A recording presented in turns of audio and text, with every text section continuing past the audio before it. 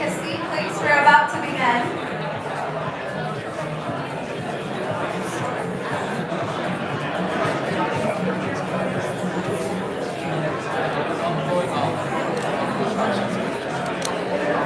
There you go. Hello, everyone. Welcome to our event tonight. We're so excited to have you here. We are going to start our programming, so if you could all find a seat, and we really appreciate that.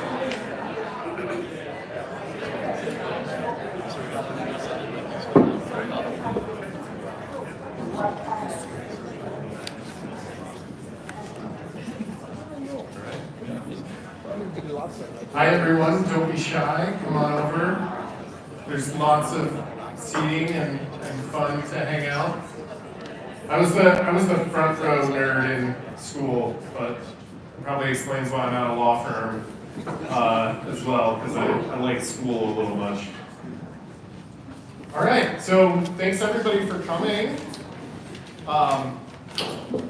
I have the esteemed honor of kicking us off today and doing a quick introduction. So again, thanks for everyone coming. It's great to see such a turnout for this event to talk about entrepreneurship and our ecosystem here in Colorado. I want to start by just saying thank you to everybody, to our co-sponsors, to the panelists, to our team here at Michael Best, and everybody who contributed. And thank you to all of you for taking the time out of your day, coming here to have this conversation and be a part of this. This is what makes our community a great place to be. So, for those who don't know me or haven't met me, my name is Dave DiGiacomo. I'm a partner here at Michael Best and Friedrich. I'm in the group that we like to call Venture Best. And prior to going to law school, I had a startup of my own. I'm an entrepreneur by background, so love the community. During law school, I helped launch what was called the Blackstone Entrepreneurs Network, and now it's called the Bridge Entrepreneurs Network here in Colorado for late-stage entrepreneurship. I'm passionate about this space. I love just being part of it, being part of the conversation, working with folks here. I'm fortunate to be on the team here at Michael Best. We are a 177-year-old law firm. We are the largest non-coastal venture law firm, which is like a funny way of saying we are a bunch of people who are nerdy for venture, 500 people on my team. We focus on intellectual property, full service for corporate needs, but have a really strong group in what we call Venture Best for emerging growth companies. We provide everything you need from that guidance. We have a full suite of people who are like me, nerdy for venture, who had a startup or are on the venture capital side, actually deploying on behalf of funds, passionate about the space, and work with folks to help you think about everything you would need for getting your business off the ground, raising capital, dealing with intellectual property, all that fun stuff. The other thing we love to do is just provide this space for community like we were doing here today. So get together, have conversations, continue to support that growth that we have, and we love doing that. So again, I'm really excited and want to say a deep heartfelt thank you to the folks at OEdit and everything they're doing there. Obviously the Office of Economic Development and International Trade, they have a mission of promoting economic growth, long-term job creation, supporting small business, and encouraging business expansion across the state. They champion industries that make Colorado unique, like the creative industries, outdoor recreation, and tourism. So again, thank you. Really appreciate all your work to help build our community here. And then also on Colorado Startups, thank you Colorado Startups, by working on your mission to provide a starting place and a growing place for entrepreneurs, building the next generation of big companies here in Colorado. The different social links and networking and events like this here, from first-time founders to seasoned executives. Thanks for providing that space and helping this community along. I think all of our ideals align here in our goals, along with OEdit and Colorado Startups, Michael Best, to find a way to help and support entrepreneurship here. So again, thank you for everything on that. I think beyond that, I'm just excited about this conversation today, right? What do we have for next steps? All the things that we have to do to grow here in Colorado. Lots to keep doing. I think we punch above our weight being in the middle of America. And I think part of it is this open community. Part of it is the the willingness to do things like this. And so, again, this is just so great to have this conversation. I'm excited to be a part of that and listen to that. So I'm going to pass it off to here to Luz Gonzalez, let her introduce herself and our esteemed panelists, talk a little bit more about what we have today. So thanks, guys. Thank you, Dave. Welcome everyone. My name is Luz Gonzalez and I will be your moderator for the night.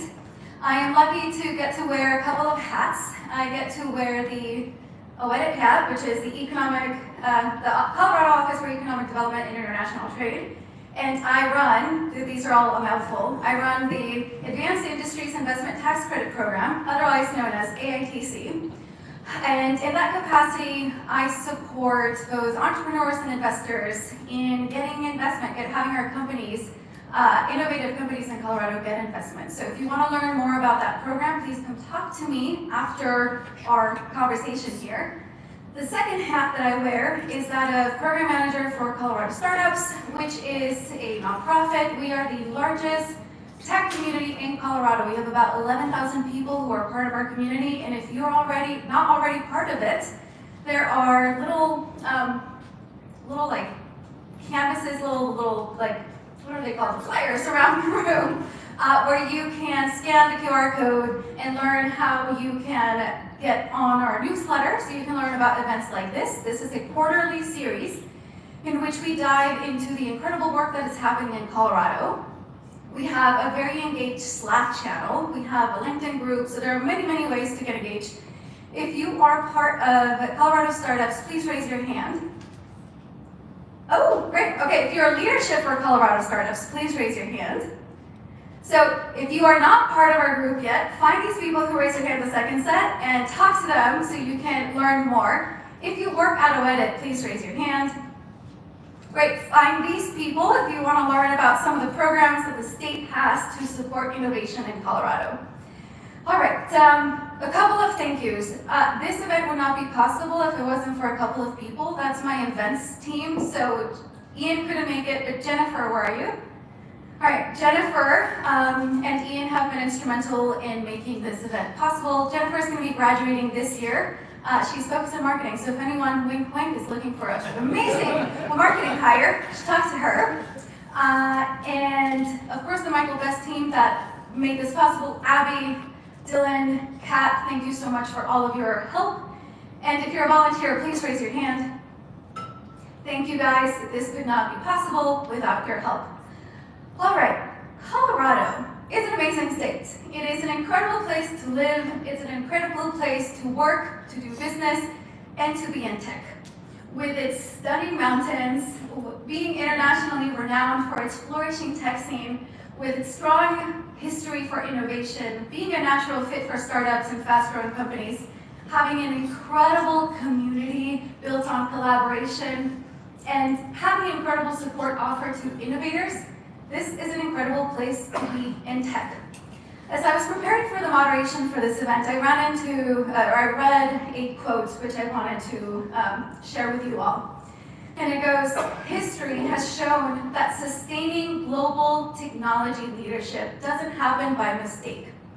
It comes from deliberate and bold investments in the tools of innovation engines. Something historical is happening in Colorado.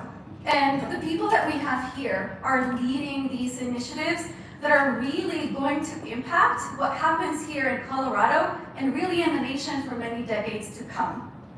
The people here have been laying the groundwork. They have been catalysts for the momentum, a crescendo of sorts that is possible because of the work that has been done for so long. I also want to acknowledge the incredible leadership from all of you here in this room. This is a room packed with leaders who are making the work of innovation on a day-to-day basis. So please, yes, we're going to have an incredible conversation here, but talk to each other. There are some amazing people in the room, so after we're done here, talk to 4 or 5 people you've never met before, and I promise you, you're going to be in for a treat. Now, let's hear from our incredible leaders here. Rather than me reading from a paragraph, I thought that we would hear from each of them individually as they introduce themselves. So, Eve, Mike and Wendy, if you could tell us a little bit more about what it is that you do, your role, how you got here, and some of the initiatives that you're leading, some of the work that you're focused on in about 3 minutes, and then we'll dive deep into all the initiatives that each of you are focused on. That would be great so we can introduce you to our incredible audience here. Thank you so much. Well, thank you to Michael Best. Thank you to Luz, an amazing event that you put on here. And grateful to be here with all of you. This is an incredible community. And I moved here in 2018, working for the governor. I was his chief of staff in Washington, D.C. I worked there over in Capitol Hill for over 10 years. And I've kind of always been at the intersection of policy and strategy. And I worked for the governor as his number two, working on a lot of economic recovery programs, helping him to pass full-day kindergarten, other key priorities for the governor. And then lucky enough to move over to Goleta 2 years ago with a fantastic team and be part of creating an innovative economy that's sustainable, where all can thrive in our work. So that's kind of our mission statement. That's part of my goals. One of our big emphasis is to really make sure that we are providing support for ecosystem building and placemaking across the state. And how do we layer on different federal programs, federal investments, state investments, other types of support, private capital, to really make sure that we're helping innovative regions across Colorado thrive and succeed. And so that's kind of my goal, is really to make sure that we're ensuring that there's room for everyone in our economy, whether that's underserved or rural populations. How do we make sure that we're catalyzing that kind of growth and opportunity for all? Hey everybody, my name is Mike Freeman. I'm with a group called Industry Ventures. It's a nonprofit, 501c3, 27 years crazily in business. And I always tell people these days, if you don't like what we're doing, I'm definitely responsible. I was on the board for 5 years and then went on vacation, literally. And the board chair called me and said, hey, we're in a meeting, the CEO resigned, and we appointed you the CEO. I'm literally at the beach. And I thought it was a joke. I was like, I actually have a job. But then, unfortunately, I had to sit and think about it for about 4 days. And I believe joining Inspire way back when, that the organization could really achieve higher impact. And so I said, hey, put your money where your mouth is, go do this. That was 12 years ago. So we've expanded pretty significantly over really probably more the last 5 years in particular. And we'll talk about an NSF engine project we're working right now. But kind of if you think about Inspire, there's 3 pillars. The programmatic support for entrepreneurs is principally clean tech, climate, and life sciences is the main verticals you work in. Do a little bit of real estate in northern Colorado, so a web app space and startup office, and then venture capital. So we have 2 Colorado-based funds and 2 Israel-based funds. I'm not involved in this any longer, but we're still institution involved. So trying to get more, into venture capital and integrated across what we're doing. Maybe the last thing to say is, really came to Inspire pretty in a non-traditional route. I was a city manager in my first part of my career, and I think one of the takeaways in about a decade in public service was that economic development was broken. We were chasing deals, nothing is retail but chasing retail, and I thought employment and really thinking through how local government in particular should support higher achievement around science and technology in particular, and tech jobs should be the focus. So I left, did consulting for about 10 years, working mainly with universities, economic development corporations, some others. And then that's how I, kind of circuitously got into Inspire. So I can talk a little bit more maybe about that, but kind of public sector to consulting to nonprofits, that's been my path. All right. Good to know you, Mike. I didn't realize there was a timekeeper. I was kind of thinking this one too. So, first comment is to say everyone in the room had other places they could be, and you chose to invest time here, and that's what ecosystem building is about. Right? Making a choice to connect and share, and thank you for making your investment time. That's the most precious investment we have in our time. So my name is Wendy Lee, and I sit here with 2 primary roles. on entities and one on a board here in Colorado. So I'm the co-founder and chair of Energize Colorado. And such a proud opportunity that was for us to be able to help the governor and OEdit to shore up our small businesses across the state. 650,000 of them, we focused on about 150,000, 9 employees or less. Incredible effort. CARES Act money, plus we raised about 10 million. So, you know, that's kind of my pride and joy, and how I got connected to the state. Coming back from Ohio, where I ran a tech hub, that's a whole other chapter. But the other thing that I do is I lead a group, a very small group called Tech Hub Now. And we were put together quite simply to help our state leverage all the expertise they had in advanced industries and to pay attention to what was happening in DC so we could bring down, to the degree that was possible, federal grants. Never done that before in my life, just like I never deployed grant money to small businesses, but you know, you gotta learn stuff. And I'm curious, and so I did that.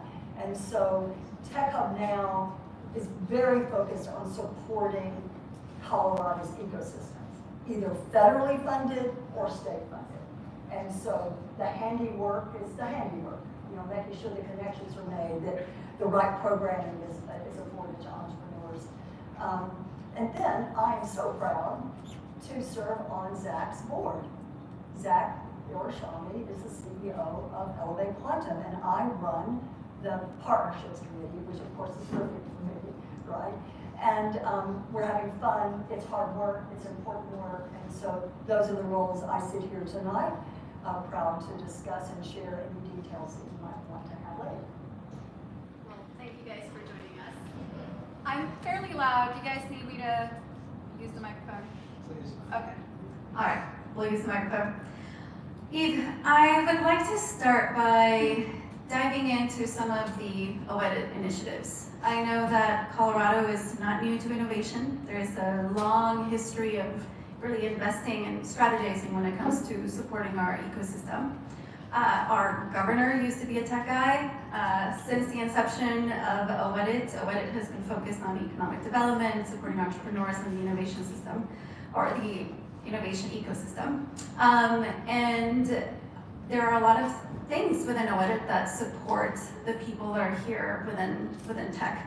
And so I'd like to learn a little bit more about that from you. To begin, I'd like to learn a little bit more about the work that OEdit and the state has been doing for decades to set that groundwork for a robust Colorado innovation ecosystem.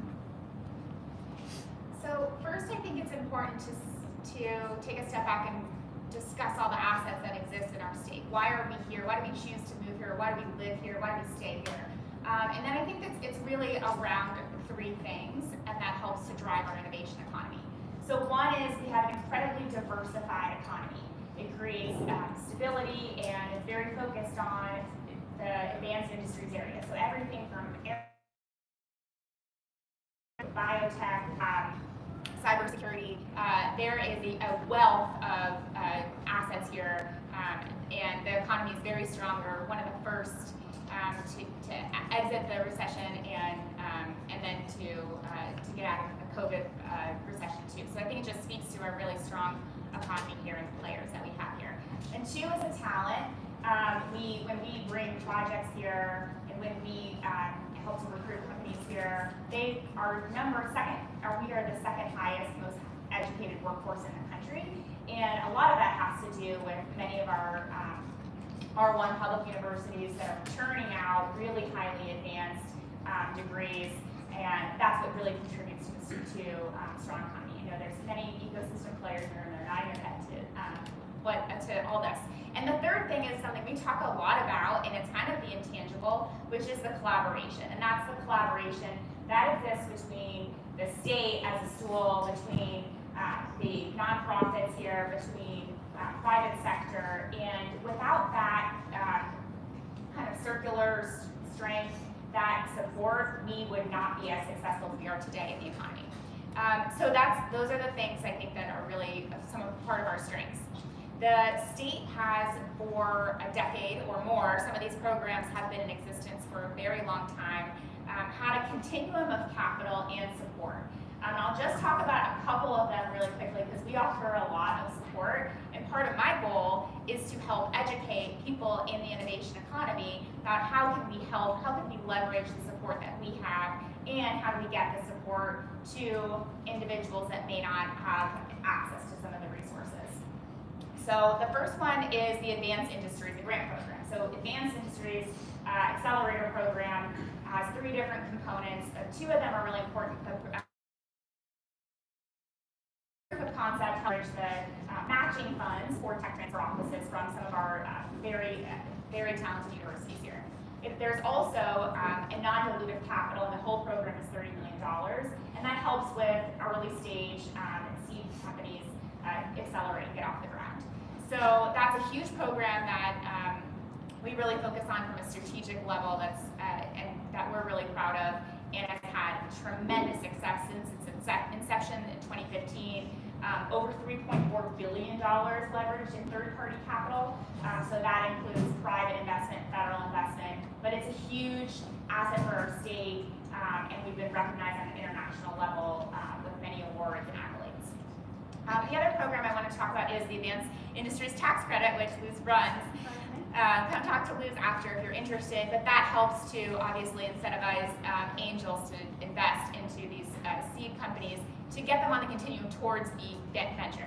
Now, we also have Venture Capital Authority, which Sonia runs and helps to manage on the staff level, and we're really proud of the efforts that we've done to be a limited partner in that fund and to have catalyzed some fund managers to help produce more growth. Some other programs that we also have support through the state is the Small Business Development Center, which we have the lead center in our office. There are 14 centers around the state, and it provides free consulting services, financial planning services, marketing services, and there's even a program called Tech Source, which is a really important program if you're interested in venture and helps to look for companies that are looking to commercialize their products. So those are just a couple of the programs that we offer. We help early stage seed companies all the way to scale up companies. Our major tax incentives is kind of structured to align with some of those strategic industries that we're very focused on. So that's kind of some of the programs we offer, and we also have some debt and equity programs that are specific for startups and small and medium businesses as well that Sonia can also talk to you about. And so I think there's just a couple points on the health of the startup economy that are important to note. We really we're one of the top states for female entrepreneurs, top 5 state for venture. And last year we saw more growth in 21 and in 22 for venture-backed exits, which is a really important thing to note. And we've also seen an incredible amount and growing amount of unicorns in our state. So we're really proud of those. Boom, Supersonic, and Quantinuum, major companies that we're really proud to have in our ecosystem. Awesome, and we have some flyers. I think this stopped working. I don't know if Dylan can help me out. We have some flyers that you guys should definitely pick up, which will guide you in terms of some of the programming that OED has. You talked about the groundwork, some of the programs that have been there for a while. Are there any strategic objectives when it comes especially to the innovation space that you'd like to share with our community here today? Yeah, I think just to emphasize what I discussed before, but we're really invested in leveraging the federal opportunities and private capital opportunities, leverage the resources that we have to help catalyze growth in those areas. So that's what our state incentives are doing to help support the semiconductor industry with refundable tax credits in that space, all the way to help supporting some private-public partnerships with the people on this stage. So that's one. The other thing is growing just access to capital in general for communities that have historically faced barriers or still face barriers. And we are expanding our portfolio of companies through the Venture Capital Authority, which is announced some new partnerships soon. So excited to continue to expand on things that already exist.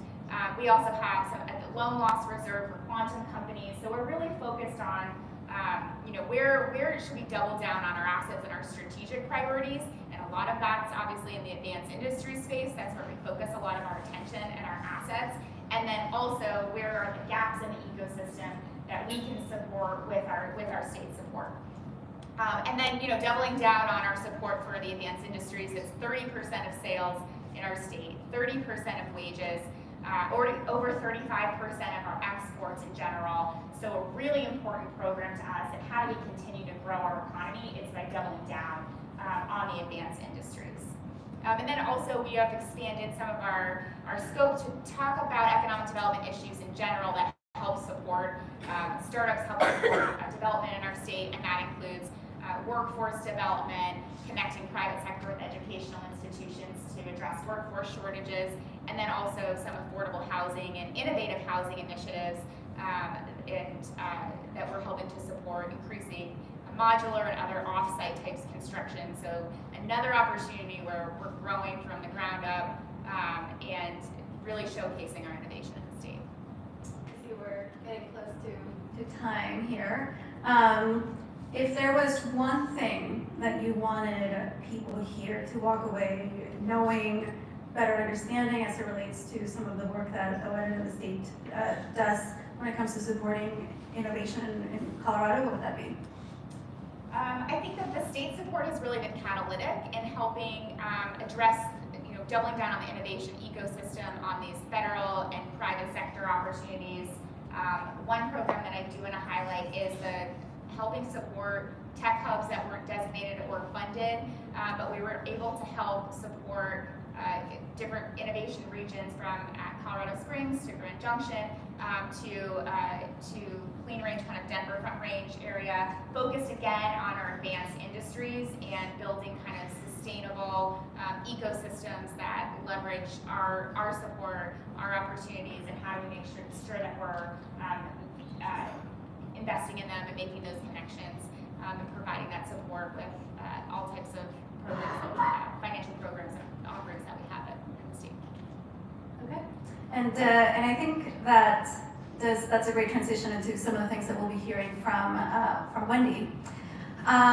When I first heard about Wendy, I think the adjectives that came up were powerhouse, visionary, and I was really excited to get to meet you. When it comes to, again, I spoke to this crescendo type, this unique moment in time in Colorado history, where we have these two programs that Mike and Wendy will be speaking to. Wendy will be speaking of a few initiatives. And Wendy really has been instrumental in supporting a lot of this work. And so Wendy, when it comes to our Colorado, there's the Federal Tech Hub program, there's the Colorado Tech Hubs.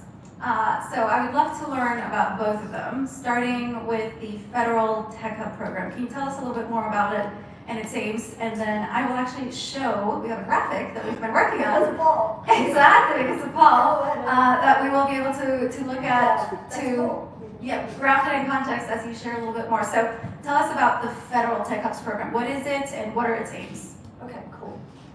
The Federal I'm Tech sorry, Hub. could you use the mic? For everybody to hear? Everyone is mic'd. Maybe if you Can you not hear me? You can It was just your mics were turned down a little too low compared to that other mic itself. So Okay, as can we you go, cut my they can turn it up mic or so we can turn it up on the. I'm having a whole I mic. can just, yeah. Right there, how about that? Okay, how about that? Thank you. There you go. Woo! Okay. Federal Tech Hub. First, I want to introduce you to Trent Thompson, who's from the EDA, who manages all EDA interaction here in Colorado. So hats off to Trent. He can give you much more of the background than I can. Thank you for coming, Trent. So, Federal Tech Hub program. How we learned about this program is through a group called the National Council for Innovation and Entrepreneurship, which I was very fortunate to be a part of.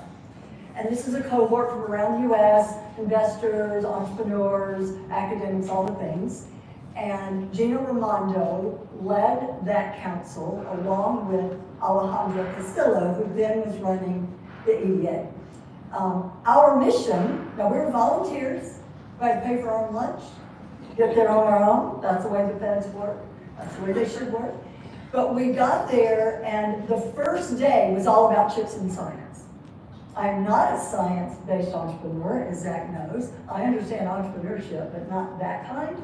But I was blown away learning about that legislation, and more importantly than the front end, which I had a bunch of these 60 billion or whatever it was to support semiconductor and chip facilities and innovation, was the back part of the legislation, which said Regional Innovation Hub. And I read that and I stood up and had chills all over, and I thought Colorado should try for this, go for this, pursue this. Now, of course, I was naive as a kid. I had no idea what I really knew or didn't know, but I was there to learn, and I had great support from the co-chairs, Steve Case being one of them, Christina Johnson being another, so they were like right there, and every time my eyes twinkled, they encouraged me, like, yeah, like jump into this. So I took that opportunity to get excited and to learn. And then I came back and said, way before there was money or way before even chips and science had passed, so that legislation had not passed yet, nor had money been authorized or appropriated, both A's, because I have to say both is not the difference. But I will tell you that it just was clear to me that there was a shot on goal for us. I didn't know if we could win, but there was a shot on goal. So I came back and said, let's go for it. And of course people wanted that, but they're busy. Everyone at it's busy. And the governor's office is busy. So I said, well, maybe I should do this. And so that's how Tech Hub Now got born. And so this program is very, I've never done this federal grant before, but it's very complex yet very straightforward. The government wants to seed advanced technologies to support national security and economic security. That's not hard to understand, right? It's not understand what that is or why it's important. So that particular opportunity took almost 28 months to come to fruition. And we had tons of support, as Zachary knows. We had many consultants. We had Walton family, but everybody wanting to help, of course, because they're proud to be a Coloradan, and they saw this would be an enormous opportunity. But I want to put a fine point to go to the state ecosystem and say, had we not run a statewide process, and we had applications from Grand Junction, from Colorado Springs, several from the Front Range, we would never have found quantum on our own. Never. And so we looked at these applications and the hypotheses around them, and it seemed clear to our investing panel that quantum and advanced energy should be the ones to advance because they were clear, we had history there, and real data to support that. So this program is still ongoing.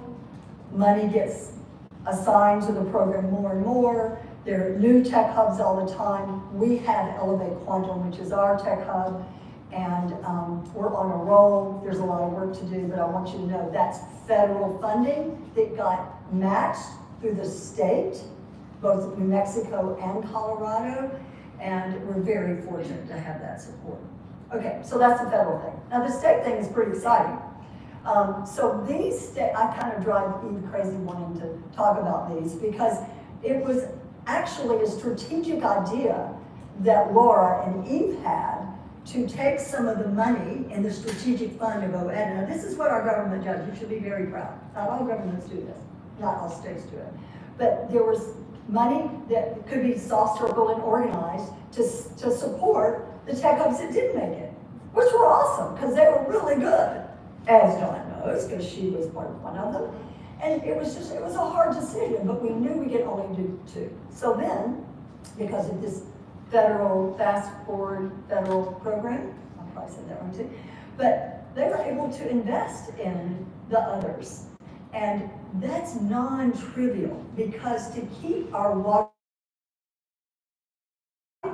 and our assets visible at all levels, state, local, state, and federal. We need these ecosystems, and we need them to grow and to produce outcomes that will support entrepreneurs in these areas, right? And so all of these, Mike can talk about his own because it's an NSF engine, a very prestigious award that was, and the others are just getting started. So I was down in Catalyst campus last week, and we're going to talk further about what we can do to support their Tech Hub Now, what we can do to support. There's Clean Range Connect.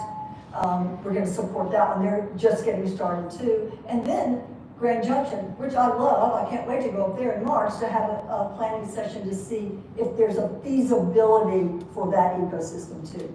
But this is unusual for a state to support the other applicants that did not get designated. So I'm grateful to that, and I want you to know, stay tuned, because Paul and Micah and Liz, we need to tell this story, right? We have an impressive thing going on with Elevate, yay, and with Co-Y, yay, but we need to tell the story of the other ecosystems so we can leverage the community to help with access to capital, access to mentorship, all the rest. That's all I got. Is that okay? That's great. Yeah. And that is one of the goals of this event, for all of you to share, with the rest of Colorado. This is being streamed, something that's really important to me, being in Colorado Springs. Also, if you had a commute here that was longer than an hour, please raise your hand so I can give you a shout out. Woo! Whoop, whoop. All right, really appreciate you guys making the drive or the commute.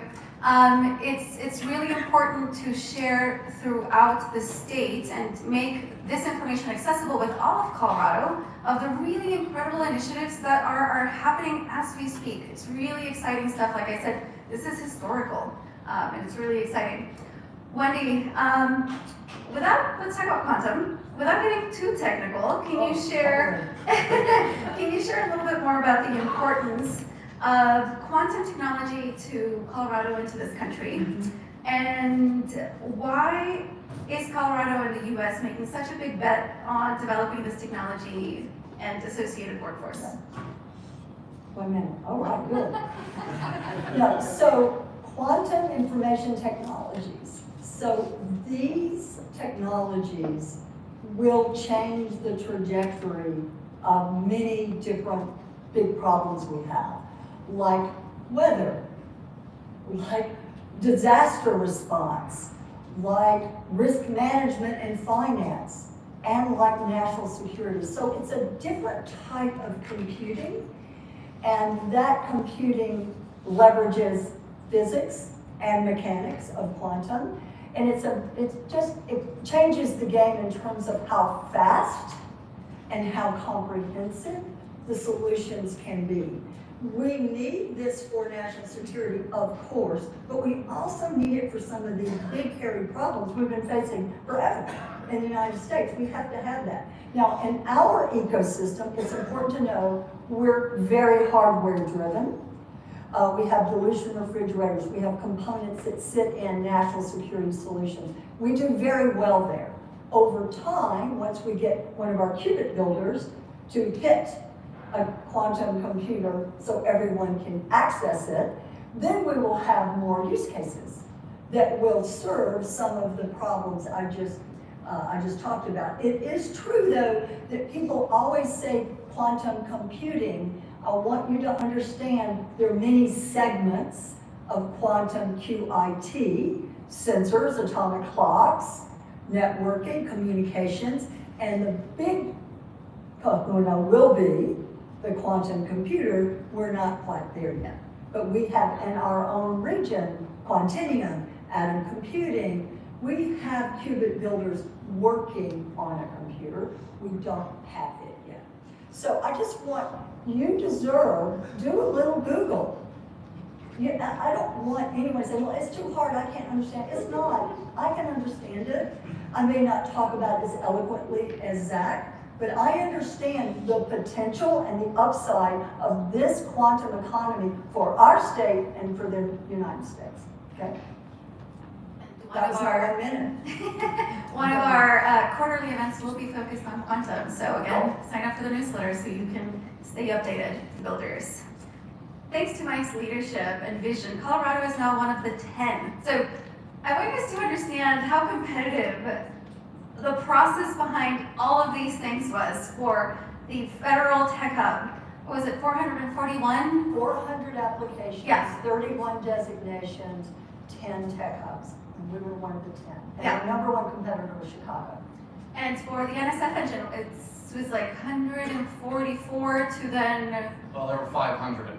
okay, They 500. were broken into two categories, and so there was one pool of about 300, one pool of about 200.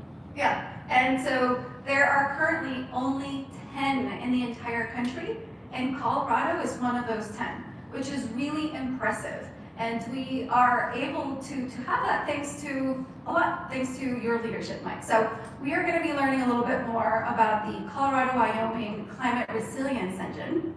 And because, you know, as I was preparing for the moderation of this event, it was a little bit confusing. I was like, okay, we have the federal tech hubs, and then we have Colorado tech hubs, and we have NSF engines, and like, how are these similar, how are these different? And so now I know, if you guys have questions, I'm happy to tell you how they're similar or different. But this specifically is an NSF engine. So, Mike, tell us, what is an NSF engine, and what are its aims? Well, first of all, I was crazy enough to raise my hand to organize a grant. Don't confuse that with leadership of getting a project like this over the line. It was an absolutely massive effort and included a tremendous number of people. Let me start there. Are there any researchers or startups that have had NSF funding? Okay, a couple. So mainly people probably before Chips and Science knew NSF as an agency that spends, you know, somewhere $8 to $9 billion, not all that necessarily grants, but supporting fundamental science and technology in this country. And they're you know, with DoD and DOE, the bedrock of fundamental technology innovation. It's an interesting thing to even say National Science Foundation. It is a federal agency with a term foundation. The director of the foundation actually has a 5-year term, which extends beyond an election cycle at the presidential level. So this is an organization that arguably is not known for economic development outside of programs like ICOR and certainly trying to commercialize technology for sure. That's been important. But very, very similar to the Economic Development Administration hubs, the stake in the ground was how do we get basically parts of the United States that are not 8 regions to participate in an economy that largely has not happened in the rest of the U.S. I think you could argue a place like Denver. But that's the problem. And what unfortunately changed my world was I looked at a report from Brookings in 2019 while we were trying to understand where does industry kind of go, approaching 20 years. And the report was from Mark Murrow and some others that basically said, look, we're never going to change the trajectory of technology in the United States without massive government intervention. It's never going to happen. So the sort of inequity around economic development, wages, all that, would never stop. And I'm sitting there going, wow, okay, you know, we're all working hard every day trying to support this ecosystem from an economic perspective. And that was a bit jarring. And so our board basically took that up and said, what little role could industry as nonprofit play? And that's when we expanded outside of Colorado, doing programming funded by federal agencies, mostly for energy, now life sciences. We're running a project over 8 states, 38 life science companies involved, most of them about 35%. Post-COVID, first wave of large-scale funding came from ADA through Build Back Better. We had a really great proposal, didn't make it to the finish line, but that set the stage for the project we needed to win, which actually is what is an NSF engine, because it got enough organizational infrastructure in place from a technology standpoint to really land in clean tech and sub area of clean tech, climate tech as the place we could win and highly differentiate from other regions. And I think you look at the 500 some odd proposals, and I've looked at a lot of them, not read them, but they're too generic to win. You cannot be generic in NSF. It's the National Science Foundation. So, you know, we had a room full of PhDs grilling the technical part of our team on the merits of the proposal. That's the environment you're in. So let's talk about what this is. This is Colorado's opportunity, you know, in our opinion, to really build on an incredible bit hidden expertise we have around analytics and computing and sensing. So it's not quantum, but climate resiliency fundamentally will live on how well we do that. And so if you imagine prediction of fire, weather, water availability, and can go on, air quality, yeah, Ray gets that at a fun, high level, but the underlying technology and science to get at these big problems is what we're doing. So, National Center for Atmospheric Research, NOAA, the research universities, NIST, everybody has a role in this. So that's a journey we're on. We just hit 10 months, so we're very early still. I think one of the challenges with the projects that rely on federal funding is an uncertain future. Not just this administration change, but these projects are not funded long term. And so we have to really figure out quickly how to add a lot of value to the ecosystem. So I want to talk just real quick about what this idea of climate resiliency is. That was one of my questions. Yeah. All right, get there. So we put some, let's say proprietary. We have a really unique group that's giving us information that's not public, let's say that, and luckily they can share it. So we got access to this before meeting in DC in December. Public roadmap not matters, but I want to put in perspective what's happening, and it's really hard to keep track of this because the numbers are huge. So by 2029, the best estimates in the United States by the top experts are we're going to have about $370 billion worth of weather-related damage across the U.S. Okay, it's $370 billion. Now imagine every dollar that's coming out of the economy somewhere. In the wildfire losses are expected at $40 billion, and drought $24 billion on top of that. Now, has anybody seen the latest estimates of the LA wildfire? Is it what, over 100 billion now? The low estimate now is 60, and the high estimate is 250 billion. So put in perspective, FEMA's budget is $33 billion a year. You have one event that certainly is 60, because that's, this is the insurance industry. They're pretty decent at this. And somewhere upwards of 200. Whatever it is, it's going to be sad. But that puts in perspective the economic drag that cleaning up after disasters is going to cause this economy. I don't think we fully understand it. So when we estimated, literally in December, that the average fire loss in the Western United States will be 40 billion with expert opinion, and you have one event that's at least 60 billion. This, again, puts in perspective, we've got to get a handle on this. So this whole framework around analytics is just core to what we're doing. So for example, one of the projects that the engine is funding, so we're taking NSF money and re-granting it. That's one of the advantages of being a nonprofit, is we don't have an indirect rate, an overhead rate that a university may have, not criticizing, but we can use the NSF money and we put it directly into a whole variety of things. So in about 45 days, we'll have a 15 million in the first year, 2 years, sorry. We'll have about 6 million put out in grants to startups and research teams. So one of them is a team being led by Colorado School of Mines, looking at how to help utilities understand when to turn the power off in high wind. Everything leads to high wind power as the source of the LA fire. And that's very speculative, I want to be careful with that. But it likely is. So the utilities are in a no-win situation. They cut the power off, there was nothing going on, that's a problem. They don't cut it off quick enough, that's a problem. So that's just one little example of a massive problem across the planet, where it's drier, and utilities have to understand weather conditions in a much more granular level. Fundamentally, that's a science question. It's a physics question, really, at the end of the day. And then that has to be translated into technologies. So maybe last thing is a little bit of where we're going. Next Tuesday, we get the honor of submitting our proposal for the next 3 years of funding. And what you're going to see is more of the same. We're going to put the vast majority of the money out in grants. We'll have a big chunk for workforce. And then, it's about $1.5 million to run the program now. That will expand a bit. But it's going to be taking out some money and directly putting it into the Colorado Wyoming ecosystem. So, sorry I went tonight. No, you're and then good. you guys gave me I think I'd like to, can you tell us a little bit more about why Colorado? Why are we poised, it's Colorado, Wyoming, so why are we poised to be leaders in this space? So I think Wendy described the process to figure out what the proposals would be for the hub's proposal. We went through somewhat of the same thing, although it was very clear that it would need to be something energy related, because again, think about the science and technology. What literal IP, what literal funding in technology and science can you attribute back to your region?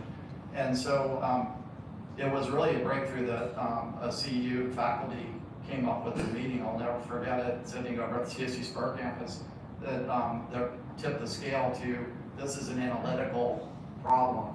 You know, we're not going to win in microgrids. We're not going to win in renewables. So we're that sort of energy thought process. I mean, certainly we're strong in those areas, but we can't differentiate globally in that. And so once we tripped into this literally, it became entirely obvious. And we've rebranded not the co-I engine, but the technology focus around analytics. And we've got a kind of clever new acronym that's being submitted to NSF. We're not sure if they're going to like it, and I can tell you, we'll wait till but I think it will just help unify the technology approach, because that's been the killer on this project, is continuously refining the technology strategy. NSF with all the engines said, hey, you can start at a certain point, but we're going to grind you down day one. You got to keep focusing down to what are you going to win at a long term from a U.S. national perspective, and that is not a simple question, by the way. I mean, like literally, it's keeping people up over, nights trying to figure this out. So I think we're pretty close to being there. So next cycle is $15 million a year for 3 years, and I can say, this isn't public, but the big change we're going to see, assuming we're funded, is we're going to have a tier to the grant program. So a research grant, a startup grant, and then we're going to call it impact grant. They could be a couple million a year for select projects, so you get multi-year funding, as long as there's a cost share against it. So we're mapping out that third tier grant, and that's going to be really exciting. We have things around water availability and prediction, wildfire, some AI applications, weather forecasting. These are not projects we selected, but we're going to go through a competitive process probably around March and name the projects, not select them, and they'll be in the budget. We'll propose on July 1st. So that's kind of, I'd say that's a really big change if you've been following operations on, you should, by the way. But that's going to be really exciting as we can build a portfolio of larger projects. Awesome. Well, thank you guys. Now I want to do some panel-like questions. The first one I want to begin with is, if you have, all of you have, but if any of you wants to, or one of you or all of you want to dive deeper into this question, can you speak to the role of public-private relationships in creating and strengthening a robust innovation ecosystem? So a lot of this, both the NSF engine and both the tech hubs, all of this was coalition work. So can you speak to those coalitions and the public-private and how, again, I forget who said this, but like, we are really unique in how we approach these types of relationships. Well, maybe just use a quick example. This is public, but you may not have caught it. Now you should have. Sorry, I'm implying you should. So one of the advantages of getting a hub or an engine together is you're building infrastructure for whatever else comes your way. And so I literally made the mistake of picking the phone up on a Saturday to talk to somebody from Colorado State. And the short story here is a nonprofit. They wanted to lead a major proposal to DOE, kind of blew up, 2-3 weeks before the proposal's due. And so we didn't lead it ultimately, we jumped in. CSU just won a $300 million methane emissions mitigation and analytics project. Why do I mention this? Because when it became clear we should support the project because it fundamentally is analytics and methane is an area we wrote about in the proposal to NSF, we are emphasizing that for a variety of reasons. But the point was, it completely leveraged the project team we already built. And so there's infrastructure immediately for people to plug into that was needed. There were partnerships that CSU could not build in 2 weeks, get a proposal done. And most importantly, look, we'll support this and drop everything and help write this proposal, but you have to write the University of Wyoming in a significant way. And so the first call we made was the governor's office to make sure methane mitigation wasn't politically sensitive. It's not. Second call, the president of the University of Wyoming said, do you want to participate? Yes. You know, I'd already called you, by the way, so she was like, no, I'm sorry, I should have said that. With the state of Colorado back the proposal. And so this is, you know, real life example, and that tends to be a little more government, but that is really, really hard to pull off if you don't have the relationships built in the time frame. Sometimes these things hit you. It just, you don't have a lot of time to figure it out. And I think you can't, you know, that's probably one of the advantages I think long term is that between extension and everything else going on around ecosystem building, we're just building a unique ability to respond to things that we don't even know about today. That's right. Absolutely. The speed of turnaround on these things is not trivial. A federal grant is not investing in an entity, a startup. They don't typically do that. They're not direct investors. They are typically investing in conditions to further a goal they have. Conditions are best set with an ecosystem, right? You have to have a consortium, an ecosystem to truly set long-term conditions. Again, you're not taking a $1 million seed investment to set up a quantum company.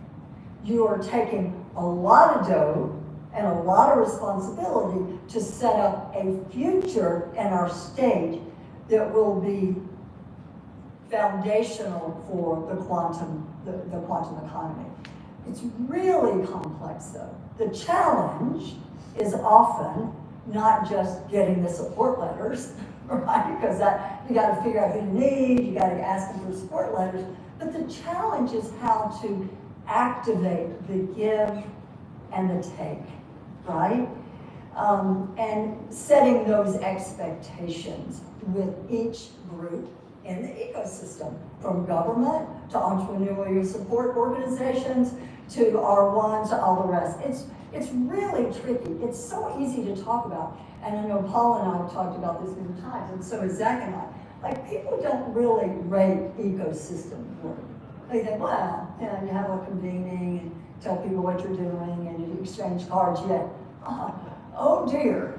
You know, that's a way to start, but that's not really the way to get impact. There has to be, over time, explicit exchange of value, and there must be organic rhythms to the ecosystem. You can't have one person running it. Talk to Brad Feld about that. Not one person owns the ecosystem.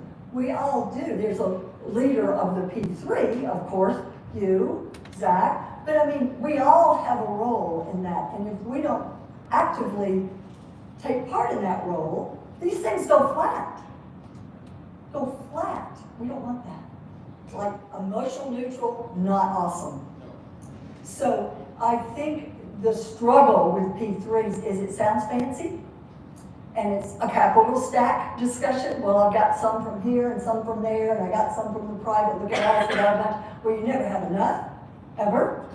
But it's really more the ethos of the P3 that will drive the activities required. Mike cannot manage them all, nor can Zach. So others, not just influencers, but others have to feel committed to driving quantum, climate resilience. One thing I do want to say is if you look at all the ecosystems we have right now, and there are others, by the way, there are others, so please know these were just state and federally funded. We went back and forth about that to make sure we didn't screw it up. But there's a lot of intersection, a lot of integration opportunity between these ecosystems. I mean, quantum in some ways is an ingredient technology in energy, right? In climate, I mean, not just a use case, but it's an ingredient. So think of that. If quantum does well, hopefully meaning we have more entrepreneurs, we commercialize more businesses, then we will strengthen the rest of the ecosystem. And that's how we need to look at it. Not like little silos. Colorado does not need more little silos. We need more integration and community around advanced technologies to drive national security and economic mobility. We got that, and then this thing will grow and it'll beyond our wildest expectations. Just wanted to say that because P3 sounds sexy. It's just a business model, right? It's the ecosystem that we need to think about.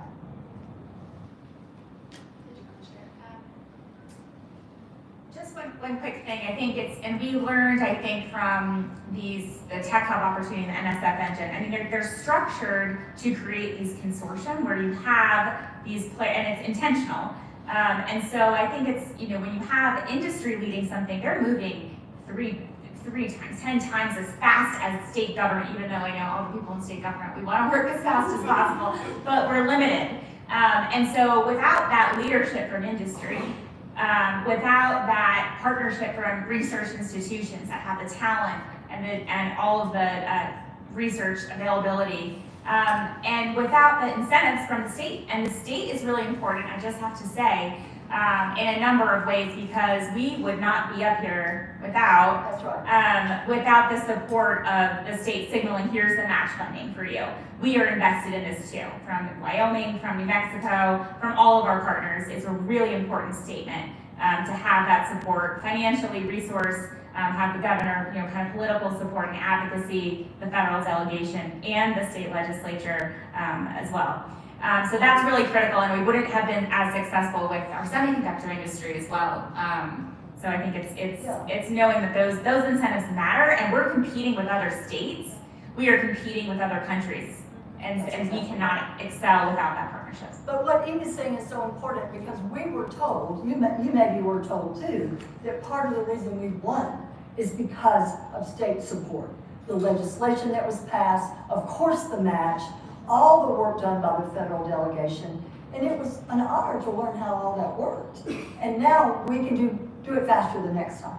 It's not just pure rinse and repeat, but to your point, a foundation is set, you've got a consortium, you can activate them if there's interest, you go, and you're not like in no man's land trying to figure out where you are. Thank you, which is why I'm so excited to have all of you here. Yes? Just one more point, and this might be a little bit controversial if you work at a university. But the National Science Foundation largely has been the domain of the universities of the United States and certain labs forever. And so when, and I'll get to the point of ecosystem just 1 second, but so when the engines proposal came out, it was a foregone conclusion in America, the research universities are going to win all engines, except the proposal from NSF said we're seeking alternative leaders. And that was a really critical statement because, I mean, even to this day, it's a bit controversial that Innisphere led this project as a nonprofit. There's 10 engines, I believe five are nonprofit led. And the reason I bring this up is that, the more we get into this, the more I am convinced that whatever is the long-term result, when I get back to these 8 regions, right, that were, the economic powerhouse of tech, right, to break out of that, something has to lead these efforts. And I have a very, very strong bias right now that, for a variety of reasons, that nonprofits that are coalition built or driven are the vehicle to do it. That's not widely accepted, by the way, 100%. Now, it's not because they're a nonprofit, but guess what? We are a startup.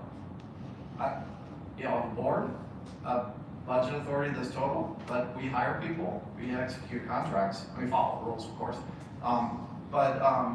Watching the universities, not picking on them, who've taken engine proposals, or engine project funding, it is extremely difficult for them to move quickly. And I think, that's going to be a hallmark of, I believe, COI is that we're moving a lot faster than anybody other 9 engines, a lot faster.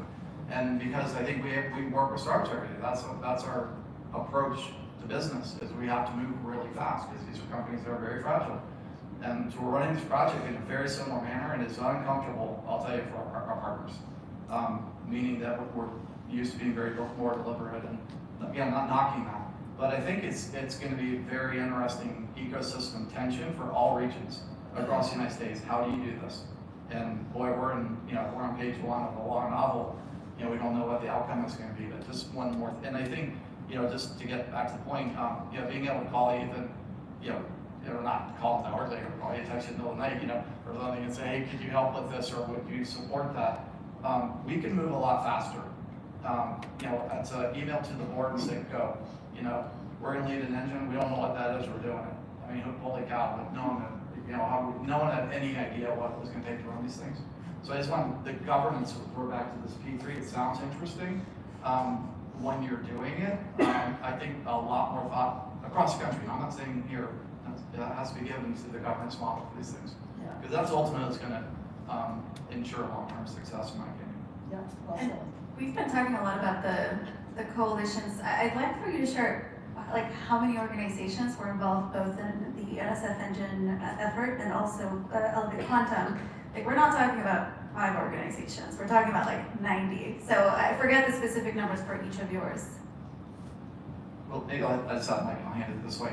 So, so I think the approach that the engine organization took was a smaller number of more highly integrated organizations, both state governments, the research universities, vice presidents of research, right? I think the big thing that we did sort of by accident was didn't recruit a very large number of corporates. And I'm being really honest about this because they're really hard to get commitment letters from. It has to go through lawyers, it takes weeks and weeks. Microsoft, for example, took us almost 2 years to get into a collaborator. Not knocking this huge company. So I think, I'll just stop here. I think that's really bode well for us though, because the corporates we do have, NVIDIA, Lockheed, Palantir, Mars Corporation, there's not that many, but we did a quick Google search and there's 800,000 employees across the corporates in the engine, and we're like 13 people. So I'm really glad we didn't sort of be tempted to recruit 40, 50 corporate partners in particular. Now down the road we'll expand that, and I think that strategy around partnering has to be specific to whatever you're doing. So that was kind of the approach of the engine. Not saying it's right, wrong, or different, just what we did. And you can, when we break, you can talk to Zach about this as well. I think our strategy was a little different. EDA, Gina Raimondo said, Secretary Raimondo said, industry-led consortium.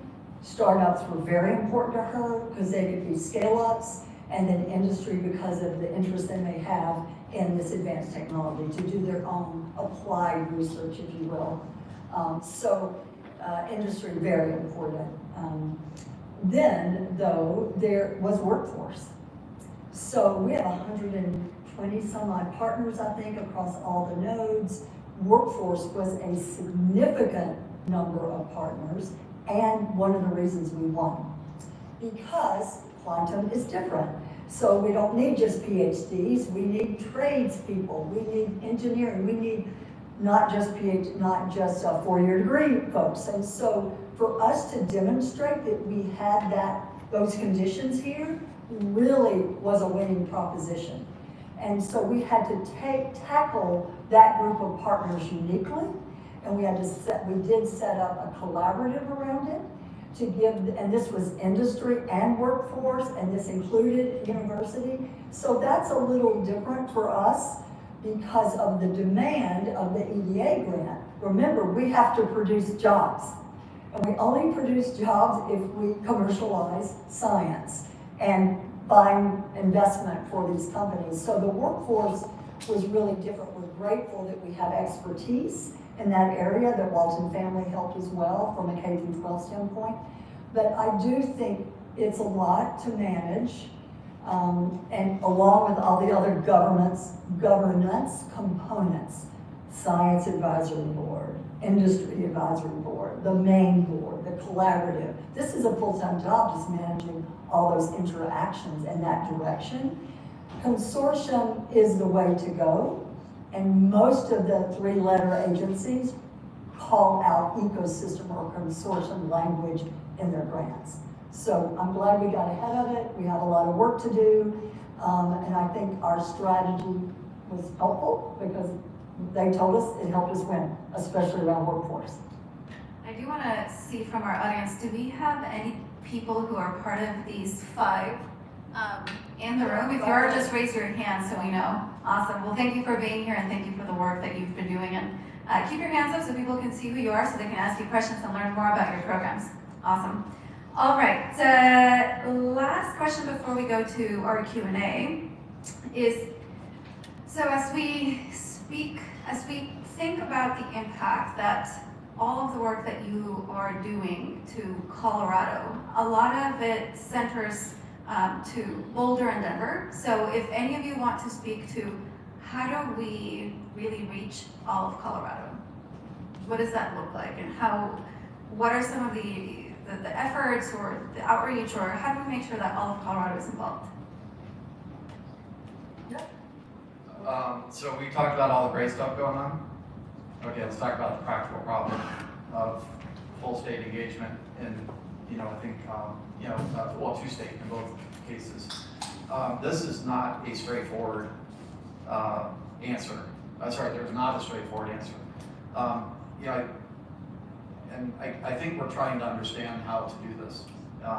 I think when the dust settles, that the way that the NSF funded projects will make an impact out of the metro area, really Lab 25 spine, is in workforce in the near term, because the ability to start, fund, launch, start a company that scales, that's not on the front range.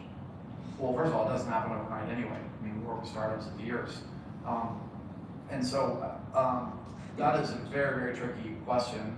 And then you kind of layer on a lot of responsibility for tribal engagement. And so, these are community, they're nations that historically have not really been heavily involved in innovation and economic development at this scale. And so I would say, being hopefully clear-eyed about what's not working in our engine, that is those 2 things. We've not cracked the code on the rural collaborators that map to this project. I think we're getting close. And I think we've not made much progress in tribal engagement, although I think we have the right people and the right organizations involved. It's just a trickier thing than I imagined, personally. So I'd say that's where we're really, really trying to focus here too, is basically 2 strategies are not working, right now. Is that's just a tricky part of this running these projects. Someone would have a different opinion. No, that sounds true. I think in our situation, Secretary Raimondo made it very clear that this had to be statewide, that she did not want these investments to be, these seed investments that would have to be supported over time, to be in the same place they would always be, right? That you have to start there because we had density there, right? We had density in Boulder, we had density in Denver, but we had to, in order to win, part of our strategy was to figure out how to extend our reach. New Mexico was obvious, and Zach has done an excellent job engaging them. I mean, what they're doing is beyond amazing in terms of their investments, but also their support on the federal lab side. If you've got Los Alamos and Sandia Labs, you got what you need there, right? These are federal labs. But there's ecosystem work to be done there too around entrepreneurship. So we have that in spades. They have Sandia and Los Alamos. But we were really, Corbin and Zach were very specific, at least I remember this, on the industry side and the federal lab side to see what we needed to do to ensure a win. Since we figured out we could compete. We already had the check there, but could afford it. In our own state, we have friendly partners like in Fort Lewis and at CMU. These people want to get involved, and they have a test bed, a quantum test bed at Fort Lewis. Am I saying that properly? I think so. And then John Marshall, the chancellor at CMU, very active. So, I think, and then I think because we had strong and have strong leadership around workforce with Lucy Sanders and Jake from Douglas from New Mexico, we were able to push on that a little bit more. It feels more doable, which is not to say it's a done deal, but it feels more doable. And so I'm proud of that because I remember Secretary Raimondo kind of popping us in the head when we were working on this project in DC, like, No, you have to have all of that. This is not about all the smarty pants you already know. You have to be inclusive. You have to be engage them because you're building a future for all I love that. workers. Here you go. And there's so much that OEdit is doing, and I'm gonna have you come talk to our OEdit team about it so we can get some Q&A from our audience. All right, so we have pre-selected our questions. So I'm gonna call you out. We had posted it on the Luma. So Max Cup, if you are in the room, great. If you wanna come up and grab my mic and share your question, I'll actually come to you. Tell us who you are and your question. Yeah. Hi, everybody. Max Cup with Exponential Impact down in Colorado Springs. Really happy to be up here. Appreciate meeting all you guys in person. One of the pillars of any good tech ecosystem is access to customers. And so what can we do, across the ecosystems to help ensure that customers, us being, not on the coast and away from a lot of major cities and such. So how might we work on that together? Yeah, maybe a quick one. So the corporate partners of the NSF engine and the federal labs in particular were selected for test demonstration and willingness to, to try things out. Not all of them will do it 100%, in every case. We just finished our proposal up last week to hopefully, if we win some funding, it will be to get the public water utilities across the state connected. This is a rural strategy, 100%. We wrote it this way to help either water districts or municipal utilities future-proof themselves from drought and fire. And so this is sort of an attempt of not getting the right formula down for rural impact, I'd say, to get at that. Now this is Chase. The idea here in that case is that the public sector utilities would be test beds and would be paid to try new technologies that would, future-proof, meaning make them more resiliency capable. So I think there's a variety of ways, and I'd say, if you have, at least from the climate technology perspective, if you have willing participants that want to try things out or meet startups or, help influence research, 100%, that's a thing we do. We have a research team, that does that work. That's sorry, the long answer. Just let us know. I would say Colorado Springs will be the answer. Catalyst Campus, Exponential Impact. Our relationship with you over time with our startups will be very meaningful because what quantum startups need immediately is a customer, right? Of course, all startups need that, but quantum especially because it takes a long time, to prove it out, to get product market fit, to get your investors. So I look forward to the opportunity. Again, I was at Catalyst Campus last week. I know Don well and Andy and Kevin. I know the guys, but we need to get under the hood now to the specifics of what we can bring to you and what you can bring to us relative to customers. So thank you for asking the questions. Entrepreneurs need capital, customers, smarts, right, and community. And I think the customer is a big deal for us.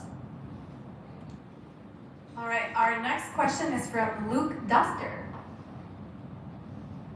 Hey everybody, I'm Luke Doster from UCCS down in Colorado Springs. I work for EPIC, it's an Institute for Entrepreneurship and Innovation. And so my question for you is right now we are accepting applications for our accelerator and we're looking through them and we're trying to figure out whether we should focus on our specific industry cluster we originally identified or on the quality of the entrepreneur itself. And we're not sure which one is more conducive to overall growth in Colorado Springs. I just have Mike, I keep on first, sorry everybody. So just a quick strategy the engine didn't share earlier. So Industry has been in the entrepreneur, startup support business forever. That's what we do every day, until recently we're doing a lot of other things. But so that, that's just fundamental to the organization's purpose. One of the things we thought would be interesting, and really gets to specifically your question, is around 2021 or so, we really made an organizational decision, clean tech, climate, life sciences, that that's our domain expertise. we're sticking in those areas. So similar question, but from an ecosystem building perspective, we thought a good use of NSF money is pushing the envelope into something new. And so a question Liz had that I didn't get to, and I'll just address briefly, is because we're funded by the National Science Foundation and we have a regional and national mandate, we're running for the first time for Insphere, which is a little scary, a national accelerator program around the technology called digital twins. Digital twinning, depending on how you say it. But I think to your point, there's a purpose for both. And I don't know how to answer your question, but we think picking a different topic for the accelerator within a NSF fund that's different every single year. You know, could be photonics next year, it could be some flavor of AI related to weather prediction. Don't know, something around soil health 100% could be in the future. That's allowed us to go specific as an organization, but then also do the general entrepreneurial sport sort of all at the same time. So I'm not saying that you should do that necessarily, but I just think there's a place for both, and pick one that you think is best for your community and go with it is what I would say. Yeah, please. Yeah. Excluding you. I think it's a really interesting question that the state is grappling with as well. And so we're revamping our strategic industries. And again, that goes back to what we started talking about is our decades-long investment in these advanced industries. That's our bread and butter. Those are our assets. We're making decisions based on the data and what exists in your, so I think it's to apply it to your question, it's what exists in your community, to what you're saying, Mike, what assets are there. And then the second thing I'd say is that with emerging, technologies and the overlap between, AI and quantum and new nascent technologies, it's hard to even pick a specific, you want to be flexible in order to make sure that we're future-proofing the growth of whether it's your accelerator or your business or as a state, our growth and economic development. And you have tons of people in the room that you should talk to about this. Paul, Micah, Nick, Zach, all of these guys, of course, Dawn, and you know her, I'm sure, but this has always been a question for those of us who run or been part of accelerators. Do you optimize for the entrepreneur, or do you optimize for a certain hypothesis around quantum AI, whatever, right? But again, the data is where you should go first. But I would really get some feedback from guys who do this all the time, because I'm sure they learned and shifted over time. But I think it's an excellent question. I appreciate you asking it, because entrepreneurs want to be with like-minded folks. So then you say, well, of course, then you all have to be climate, you all have to be quantum, because otherwise we're going to think everybody's not one of them. But I'm not sure that's true. It wasn't for Techstars in the early days, right? I mean, we focused on the entrepreneur more than the category of tech. And that was pretty successful, especially in the early days. So. We have a fun question. It's a two-parter from Micah. Cool. Thanks, Liz. Hi, everyone. Micah from Colorado Startups. Two-parter, and I'll give you both of them because you're passing mics. So you get a billboard on I-70, on I-25, really crowded spot that brands the state in one word or one sentence. Big billboard, but a little bit of space. What would that say in your mind? And then kind of connected on the more serious front is what's our biggest challenge and thus opportunity, because we're a bunch of optimists around here, for the state and ecosystem as a whole. So big billboard, what does it say? And then what's our biggest challenge and opportunity as a state? Thanks. Hey Mike, I'm gonna go because I'm laughing with you because At her, with her, not at her. Sorry, I never said that. Okay, just two quick things. So there's a group in DC called the Competitiveness Council, and they've been doing something called Competitiveness Conversations Across America. That is a mouthful. And so I've been involved in this group for a while. That's what I mean to say that. I've been giving them total shit. They didn't pick Colorado to do an event. And then they said, oh, we might get to you in 2026. I'm like, I don't care. We're not going to do it. That's too late. So, gosh, we went this in the fall. So the person who runs this said, oh, Oklahoma City dropped out. You guys get to go. right? This is a national conference around innovation.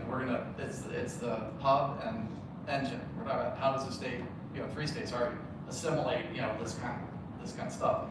So, not that this is 100%, but we're trying to kick around with a concept from New Mexico to Wyoming, I-25, the Innovation Highway. We're just playing around with that yet. I mean, not referring it to the conference. Right. No. And we've got somebody really unique that's got access to data that's hard to get at, economic. So we're compiling this, and this conference will be at the end of March. So it's competitivenesscouncil.org, I believe. Conversations, register as folder. It's March 31st and April 1st. Right. Yeah. Anyway, so I don't know, but you're absolutely right. Is that Research Triangle has a brand. Heck yeah.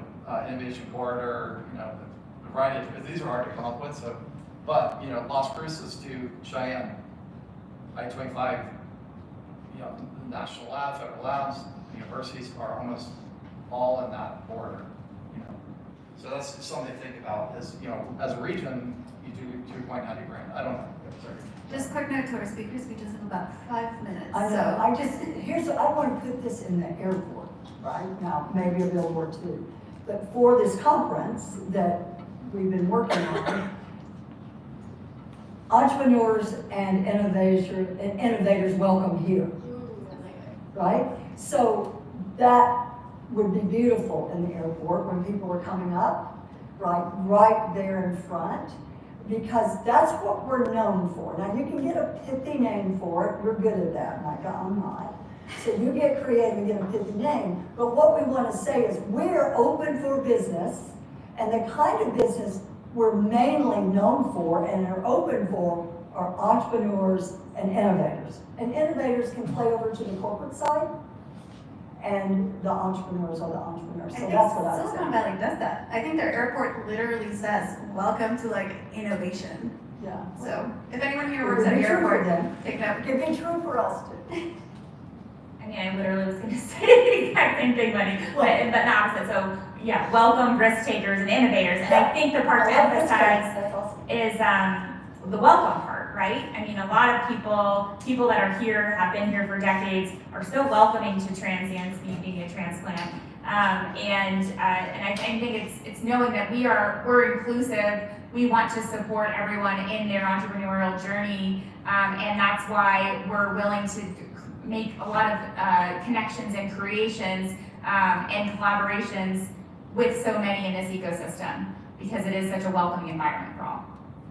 All right, well, we have more questions, but we are out of time, unfortunately. So thank you all. Can we put our hands together for our speakers tonight?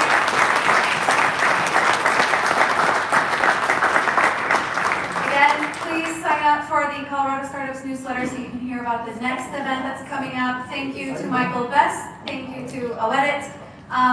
Thank you to all of you for being here. Please meet 4 to 5 people you don't already know. Stick around, talk to people, meet people. This group is incredible, and thank you so much for joining us tonight. Thank you.